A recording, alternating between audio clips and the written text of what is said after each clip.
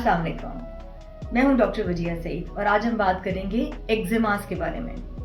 एक्जिमास को चंबल भी कहते हैं। एक्जिमास डिफरेंट टाइप्स के होते हैं, जिस्म के मुख्तलिफ हिस्सों पे आ सकता है। एक्जिमा कंटेजियस नहीं होता, यानी कि एक से दूसरों को नहीं लगता। ये कोई इन्फेक्शन नहीं है, ये कोई एलर्जी नहीं है, बल्कि जिल्द की एक कंडीशन है जिसमें अंदरूनी वजूहात की वजह से और कुछ एनवायरमेंटल ट्रिगर्स होते हैं, बैरूनी ऐसी वजूहात होती हैं जिसकी वजह से एक्जिमा आ रहा होता है। डिपेंडिंग अपॉन कि कौन सी जगह का एक्जिमा है, इसके मुख्तलिफ ट्रिगर्स होते हैं। लेकिन मैं कुछ जनरल इंस्ट्रक्शंस आपको देने लगी हूँ जिसके साथ वो लोग जिनकी जिल्द के अंदर एक्जिमा की टेंडेंसी है वो उससे बच सकते हैं। सबसे इंपॉर्टेंट एक्जिमा से बचने के लिए जो चीज़ हमें चाहिए वो ये है कि हमारी स्किन हाइड्रेटेड होनी चाहिए।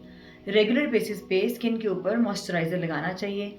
वो लोग जिनको एक्जिमा है उनको आमतौर पे सादा lotion based water based moisturiser की बजाय ऑयल बेस्ड मॉइस्चराइज़र का इस्तेमाल करना चाहिए। आमतौर पे वेजलिन या वाइट सॉफ्ट पेट्रोलियम जेली सब दुकानों पे हर जगह दस्तयाब है। लिक्विड पैराफिन और वाइट सॉफ्ट पैराफिन, इनको बराबर मिकदार में मिक्स करके दिन में 2 से 3 या 4 दफ़ा डिपेंडिंग अपॉन कि कितनी सिवेरिटी में एक्जिमा है, इसको पूरे जिस्म पे लगाएं। आमतौर पे इसको हल्के गीले जिस्म पे लगाना चाहिए, यानी कि नहाने के बाद जब जिस्म हल्का सा गीला है तो उसके ऊपर इन दोनों को मिक्स करके इसको अच्छी तरह से नरम हाथों के साथ मसाज करके इसको जज्ब कर देने से स्किन हाइड्रेटेड रहती है और स्किन के ऊपर फ्रिक्शन और रगड़ नहीं आती। जो मज़ीद जो बाकी एक्जिमा की मैनिफेस्टेशन हैं वो इस पर डिपेंड करती हैं। जैसे वो लोग जिनको हाथों के ऊपर एक्जिमा आता है तो उनको ग्लव्स पहनने चाहिए। ग्लव्स डबल लेयर में हो, नीचे कॉटन का ग्लव्स हो और उसके ऊपर से रबड़ या प्लास्टिक हो।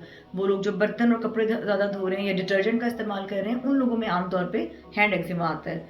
तो वो सिर्फ सिंपल इमोलियन जो मैंने बताया वो लगाने से और ग्लव्स पहनने से हैंड एक्जिमा के बार बार आने से बच जाएंगे। फिर वो लोग जिनकी जिस्म खुश्क रहता है, जैसे टांगें बहुत खुश्क रहती हैं, उम्र के साथ कुछ लोगों की स्किन ज़्यादा ड्राई रहने लग जाती है, तो वो रेगुलर बेसिस पे अगर ये इमोलिएंट इस्तेमाल करें और उसके बाद प्योर कॉटन की सॉक्स इस्तेमाल करें तो उसके साथ जिस्म के उस हिस्से के ऊपर भी एक्जिमा के जो मैनिफेस्टेशंस हैं उससे वो बच जाएंगे। एक्जिमास को जो चीज़ बहुत ख़राब कर रही होती है वो हैं एंटीसेप्टिक सोप्स एंड सॉल्यूशंस। बहुत सारे लोग डिटॉल, लाइफबॉय, सेफगार्ड, नीम साबुन और इस तरह के और जरासीम कुछ साबुन ये सोच के इस्तेमाल कर रहे होते हैं कि ये जिल्द के लिए अच्छे हैं और ये जरासीमों से बचाएंगे।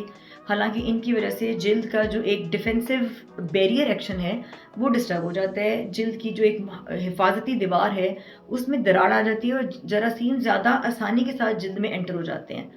इन्हीं के इस्तेमाल की वजह से, क्योंकि जिल्द खुश्क होती है तो खुश्की के साथ भी चंबल और एक्जिमा बढ़ जाता है, तो ये साबुन इस्तेमाल नहीं करने चाहिए। इमोलिएंट बेस्ड साबुन इस्तेमाल करें।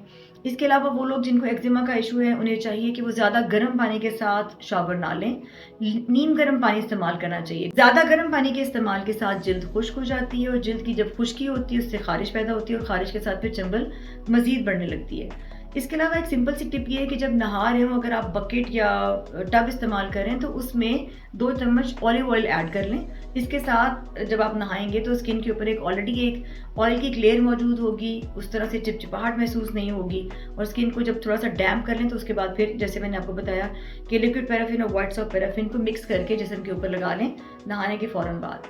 ये वो छोटी छोटी टिप्स हैं जिसके साथ आप बार बार एक्जिमा या चंबल की शिद्दत से बच जाएंगे। इस बारे में आपके कोई भी कमेंट्स या क्यूरीज हैं तो आप नीचे कमेंट सेक्शन में पूछ सकते हैं। Thank you.